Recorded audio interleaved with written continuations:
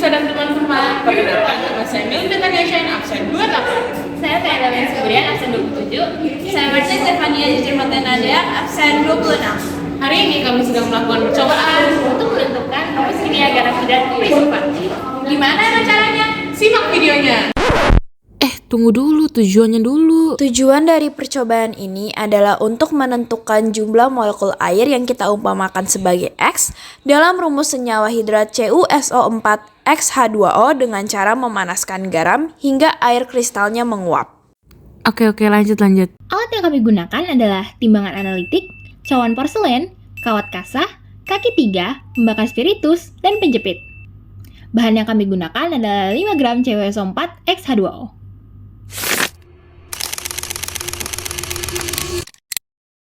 Garam hidrat merupakan senyawa ionik yang mengandung sejumlah tertentu molekul air yang terikat secara fisik. Pemanasan dapat menghilangkan air kristal, menghasilkan garam anhidrat. Nah, melalui percobaan pemanasan, kita bisa menghitung berapa banyak molekul air yang terikat pada satu molekul CuSO4 dengan cara menimbang massa sebelum dan sesudah dipanaskan. Selisih massanya adalah massa air yang menguap. Lalu, dari percobaan perbandingan mol CuSO4 dan mol H2O, kita bisa tahu nilai X dalam CuSO4 XH2O.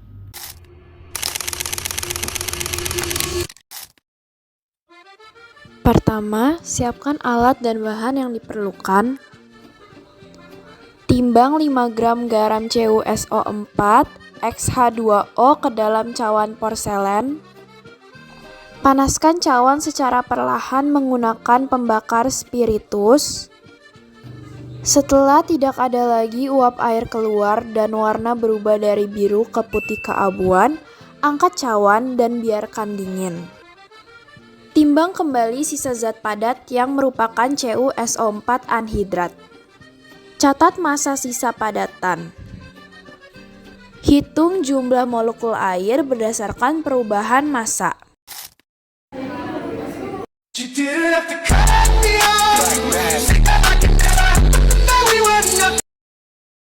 Untuk menentukan rumusnya, pada sampel CuSO4 H2O seberat 5 gram, setelah dipanaskan massanya tinggal 3,2 gram, sehingga 1,8 gram yang hilang adalah air. Untuk menentukan X, massa diubah menjadi mol. Mol CuSO4 sama dengan 3,2 gram. Dibagi mR CuSO4, 159,5 gram sama dengan 0,2 mol. Sedangkan mol H2O sama dengan 1,8 gram dibagi 18 gram sama dengan 0,10 mol. Perbandingan mol H2O terhadap mol CuSO4 adalah 0,10 banding 0,02 sama dengan 5. Yang berarti tiap 1 mol CuSO4 terikat 5 mol H2O. Dengan demikian, nilai X sama dengan 5. Dan rumus hidratnya adalah CuSO4 5H2O.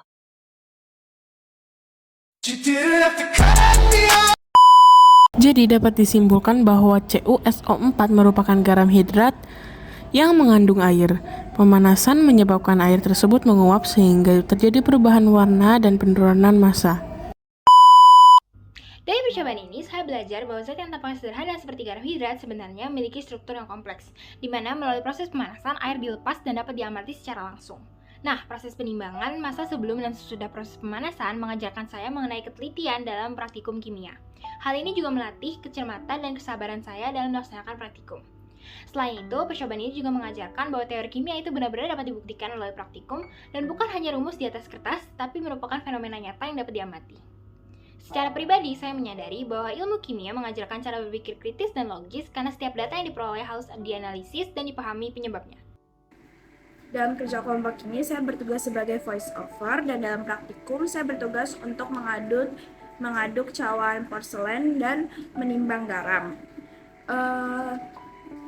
Hal yang saya dapatkan dari kerja kelompok ini adalah bagaimana rumus garam hidrat diterapkan di kehidupan sehari-hari ataupun dalam praktikum.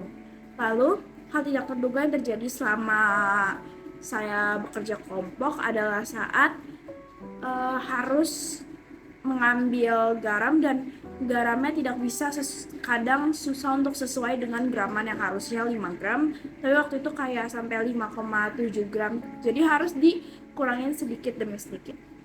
Saya Mei, Saya bekerja di bagian pengambilan video dan juga video editing.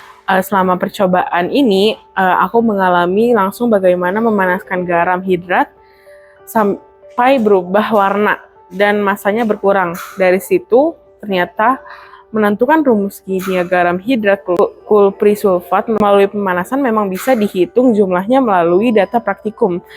Masalah yang aku alami adalah saat pemanasan sangat pegel megang cawan penguapnya, dan saat kami menimbang juga harus sangat hati-hati karena kalau salah timbang, hasil dari hitungan kami bisa meleset. Nah, walaupun begitu, saya lebih paham cara kerja di laboratorium dan belajar untuk lebih teliti lagi. Sekian video dari kami. Terima kasih Bu Lisa dan Bu Fenty telah mendengarkan.